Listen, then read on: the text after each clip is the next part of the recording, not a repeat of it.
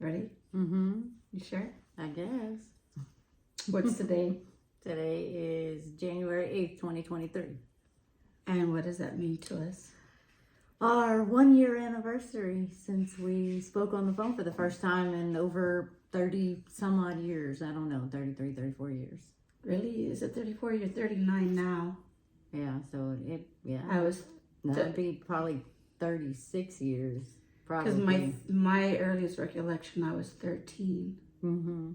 So then that would mean I'd be like 2, maybe 3. No, I'm 50 now. I don't know. We can't do our math, obviously. Yeah. Not good at math. No. So in the course of a year, what all has happened? A lot. It's been a lot of changes, a lot of getting used to everything, a lot of, for me, embracing the big circle that I now have that I didn't have before. What was that like? It was overwhelming at first. I'm not even gonna lie. It was overwhelming, but I think now that I've gotten used to it, I don't know. It just seems like second nature. Like now I'm like, feels like it's just been happening for forever. I think more importantly for you because it was just you and Clint. Well, Yeah, first and of our all, boys, yeah. yeah. So first of all, how many children do you have? Just 2. Just I 2. have 2 boys. I have more than that. I have a blended family. Yeah. Gave birth to 3, inherited 2 more. Mm-hmm. 4 girls, 1 boy. Do you have any grandchildren yet? No, absolutely not. How many grand dogs do you have? Dogs? Well, just 1, but she's mine, so Well, Cho's baby. Well, she's mine too, so we got 4. We got 4 dogs in our house, so And they're all females. yes, all of And my she's girls. the only queen in our house. Yeah. Whereas we have 2 girls, we have 4 boys, and then we have 2 4-legged children at home still. Mm-hmm. How long have you been married to Clint? Oh gosh, don't make me lie. Probably it's been 12 years. I had to think about that. Yeah, 12 years, and we've been together almost 15. And Roger and I are going to be married 2 years in April the 7th. Yeah. We've been together longer than that. See, so let's go back to how did all this happen? How did we find each other? Ooh. It all, I guess, just started for both of us with, deciding to do the 23andMe ancestry DNA thing. And for us, it started off as my oldest son and I just piddling around, and we were like, hey, yeah, let's do it just to, see what we're made of, is what Michael said. He's like, Mom, I want to know what we're made of. And so we did that, and then a few weeks, whatever, I guess once the results and all of that came back was when I matched with Aisha, showed that we were actually first cousins, come to find out she's actually my niece. And it wasn't until around the end of December that, we started kind of like messaging back and forth, just trying to figure out like how we were related, that kind of thing. And then fast forward to the 8th of January, that was kind of when, I guess, my world anyway just kind of got turned over upside down because, here we are. But you say that you knew of our existence, though. I did. I did know that. And I did remember, I know that I remembered yourself and Lynette from when I was little. And I always remembered that I had 2 other sisters, which is Candy and Angela. Mm-hmm. Up until, last year, I didn't remember their names. Right. Candy and Angela, I couldn't remember their names. I was just like, I remember that I had 2 other sisters. And so it just kind of, I don't know. To me, it was like, wow, it was like, okay, am I ready to face this thing head on? And then it was like either jump feet first in or, it's all or nothing. And so that's what we chose to do. And that's when you and I ended up on the phone. We're like 6 hours. And it was over 6 hours. That first phone call was over 6 hours. We stayed on the phone until, after 2 o'clock in the morning. I remember that. And, just the information that was shared during that one specific phone call, I think for me, it was just like, wow, I guess this is what I've been missing, I guess without knowing. I mean, like they always say, you can't miss what you don't know. Mm-hmm. But at the same time, it was like, oh, wow, You know, like for me, it was knowing where I fit in and why I am the way I am, and you know, just different little things like that. And I think that was the big eye opener for myself. Yeah. I know that I think it was like the 3rd or the 4th of January, and I was on the phone with Lynette, who is our oldest sister, and it was really interesting because I had mentioned to her that I had bought Roger the 23andMe and the Ancestry. I had done the Ancestry back in 2016, but I hadn't done the 23andMe. So when, I'm gonna get a cough drop right quick. When, where are the cough drops? Here they are. When I tell her that I had gotten the 23andMe and the Ancestry for Roger for a stocking stuffer, she asked if I had already gotten the results,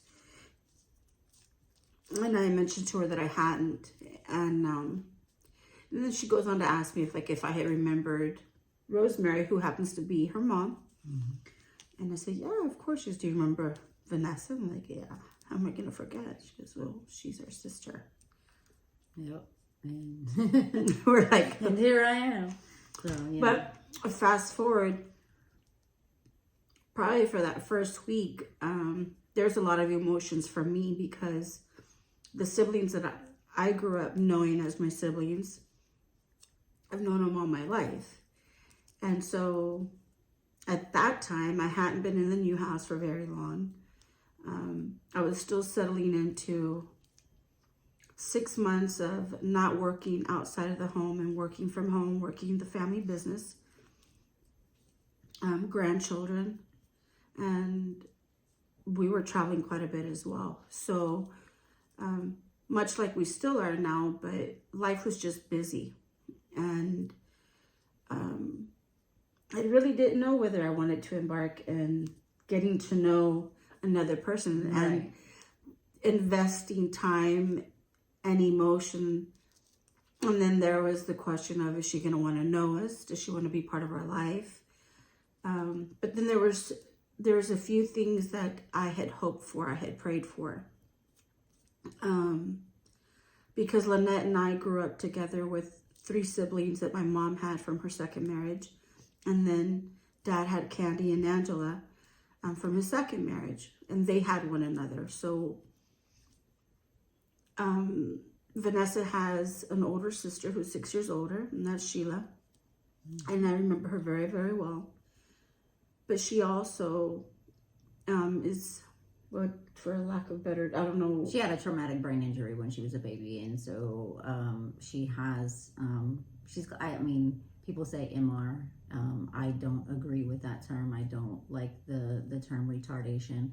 But she had a brain injury, and so my sister is not able to, I guess, like have day-to-day conversation and things like that. I mean, she, has a very limited vocabulary, a few words here and there, I guess, that, basically the vocabulary of a 2-year-old. But my oldest sister, I mean, she's always, for me, been the, I guess the solid part of my foundation, and the reason why, or one of the reasons why, rather, that, I keep going. I learned from a very early age to, watch out for her, to take care of her, things like that. And, Lord willing, I'll have many, many more years with her, but, she just turned 45 this year. So she is physically, yeah, she's verbally challenged. Yeah, physically, mentally, and verbally challenged. Yeah.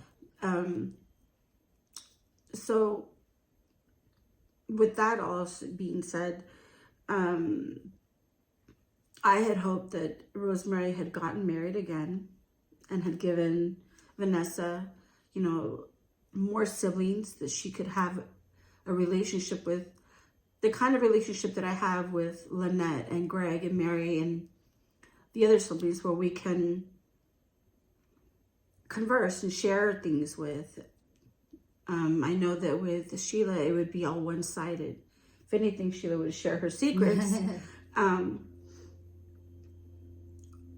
but I knew I've always known how close we are, the rest of the siblings. And so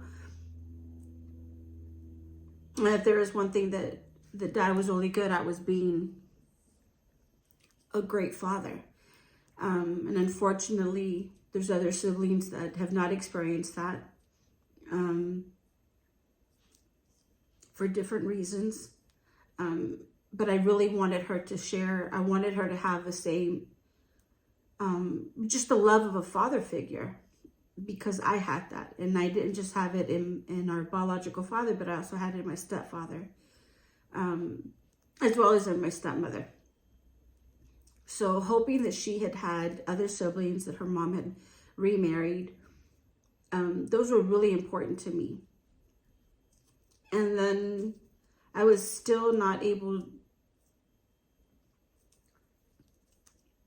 for that first week, still not really able to communicate with her, because I was kind of at the mercy of our niece. Because at this point, the only communication was through Aisha. You're right. Because I still hadn't gotten my results. So fast forward to today, a year ago. Yeah. It changed our lives completely. Yeah. I believe for the better. Yes, absolutely. We have experienced you going through some major surgeries this past year. A lot of them, yes. Some very scary health issues, but praise God in all his glory, because you're better. Yeah. We used to talk about having land, having houses that would be adjacent to one another so that we could just walk over to one another. Those houses, yep. And little did we know, she had been living in Magnolia for what, 26 years. Yeah, in 26 years of my life, I was up north of Houston in Magnolia, and we talked about you possibly selling your house and moving. yep, and then it happened. It was all kind of just like the whole entire year of 2022 for me was, I'm still in shock, I guess. I really am. You know? From the serious health issues that you have. Right. Very, very, very serious, yes. Life threatening. And finding another whole other side of your family, right? Finding out you have more siblings, a lot more nieces. Yep. Trying to remember everybody's names. Yes. That's You got to celebrate my 50th birthday with me. Yes, I did. And you're 40. I was going to say 49. Your 39th birthday. I was going to say 49th. I haven't got there yet, but you know. Yours and Clint's 39th Yes. birthday.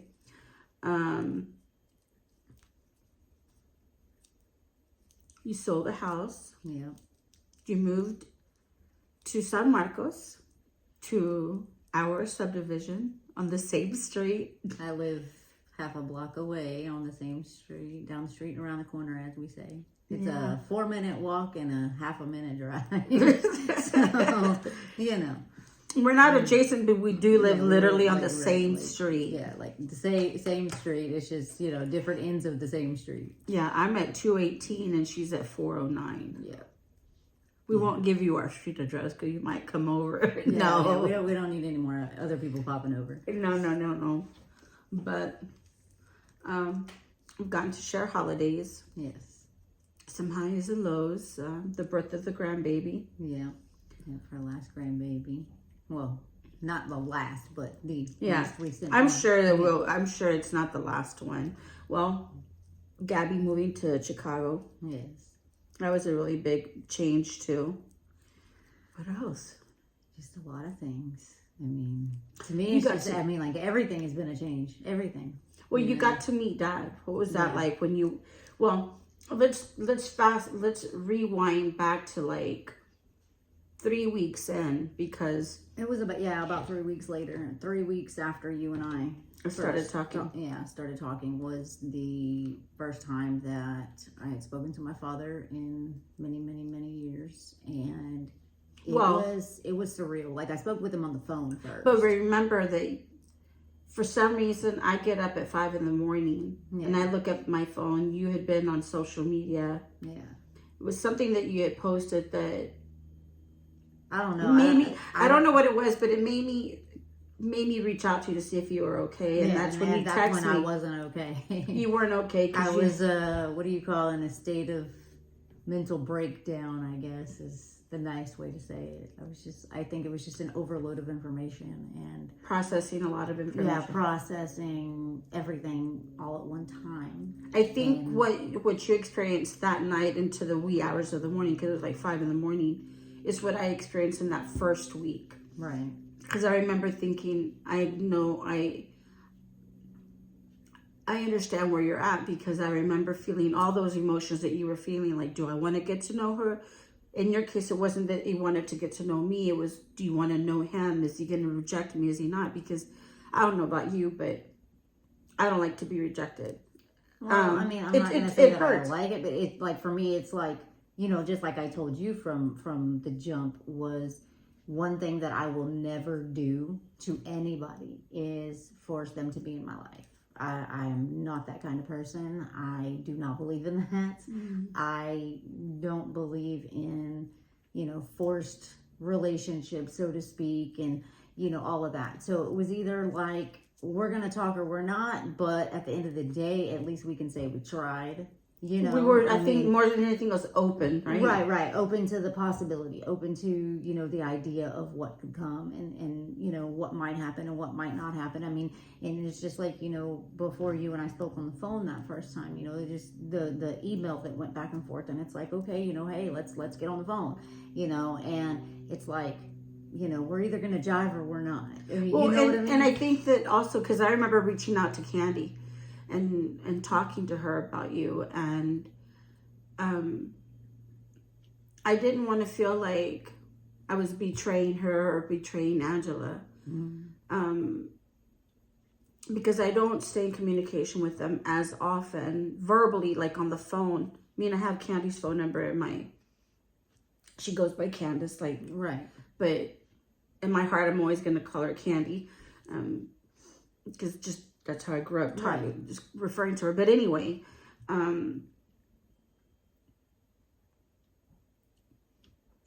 we see each other on Facebook all the time, so we know all the things that are going on. I've seen her babies grow up, and she's now, you know, in a different phase of her life as well, and the kids and Angela, and so I didn't want to offend anybody, and I didn't want to force the issue of getting to know you on anyone either. Right. And absolutely. I made that clear to Dad, and I said, if you don't want to know her, I mean, because I'll never forget, it was January the 5th, and I'm like, hey, Dad, you know, do you remember, you know, Rosemary? He's like, yes. I said, well, you know, what was the last, I don't even remember how exactly I said it, because it's been I'm like, do you know, I don't even remember. Honestly, I don't even remember January the 5th. I know that because it was Freddie's 5th birthday. Mm-hmm. And he goes, it's been a long time. I haven't heard of her since the late 80s. Mm-hmm. And I'm like, oh, well, do you remember Vanessa? And he's like, yes. And I go, well, I had DNA testing done, and turns out she's my half sister. He goes, no, she's not. And I go, well, science is science. Yeah, things that were not available back then are available now. And so I think it was a shock to him. And, you know, he said he had to get off the phone. I respected that. And then the next day, I'll never forget, he's like, we have some really sad news, Mija. And I'm like, what? He says, well, we no longer have Rosemary. And I'm like, well, but what about Sheila and Vanessa? Because I don't know. Of course, he remembered your mom's parents' names, and of course your Uncle Sam's as well. But I think it took him a little bit of time to process that information. And I just remember sending him a text and saying, if you have no, because I hadn't spoken to you yet. It wasn't until that Saturday, a year ago today, right? Mm-hmm. Once again, I dropped the earring. There it goes. Oh, well, later. It would be later on. I don't remember exactly when, but I remember later on telling him, if you want to get to know her, if you have any questions, I have her number, or I'll answer what I know. Mm-hmm. If you choose to not be part of her life, I'll respect that, but I want to be part of her life for as long as she allows me, however she allows me. And I made that really clear to even Lynette. Right. And so I think at the very beginning, I was being selfish. I'll be honest. I wanted to know everything. I wanted to know about Michael, about, Tristan and Clint.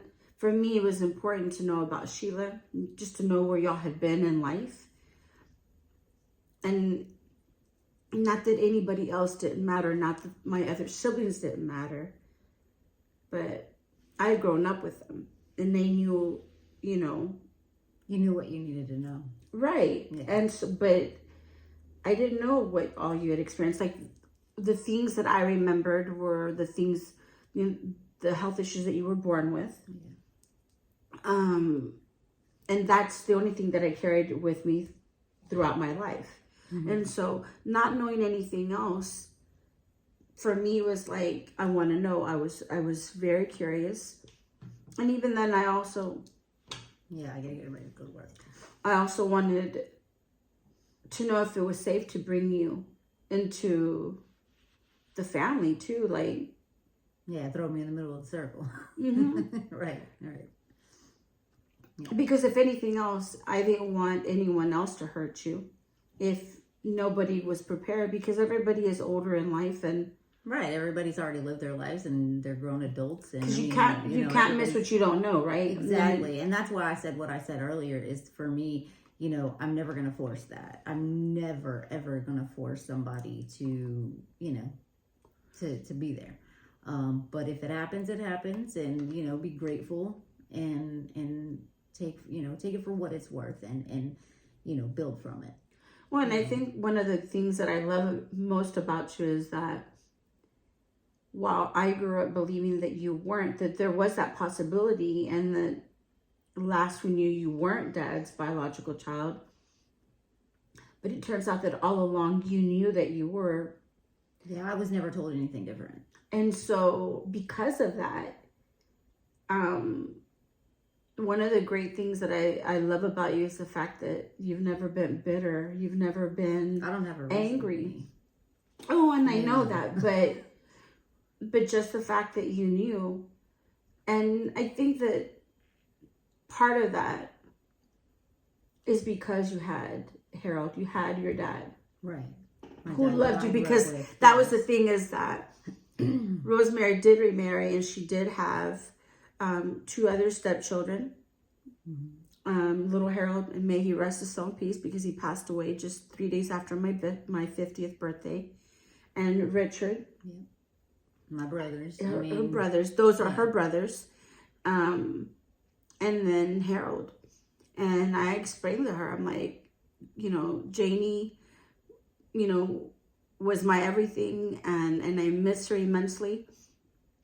She was my second mother, and my real mom knows that. And because I knew that love, I understood what Harold meant to you, what he still means to you, and that hasn't been that long ago. Don't do it. But I understood. Yeah. And so you are this incredible person. You are this incredible person. And I think that a lot of it has to do with the fact that you were loved. Yeah. And now you have a chance to get to know Dad and the rest of us. And still honor those that have passed on. Yeah. Definitely. But there probably will be a continuation of this. We've been talking about doing this. Yeah. Not just right before she has to go to work, because some of us have to. Yeah, some of us have to stay awake all night and go to work, so. But happy anniversary Happy anniversary. To reconnecting. Yep. This is January 8th, 2023. Yep. This is Vanessa Rose. I'm Sandra. I'm going to dry it up, I promise. And, well, we wish you a good day, and look forward to that.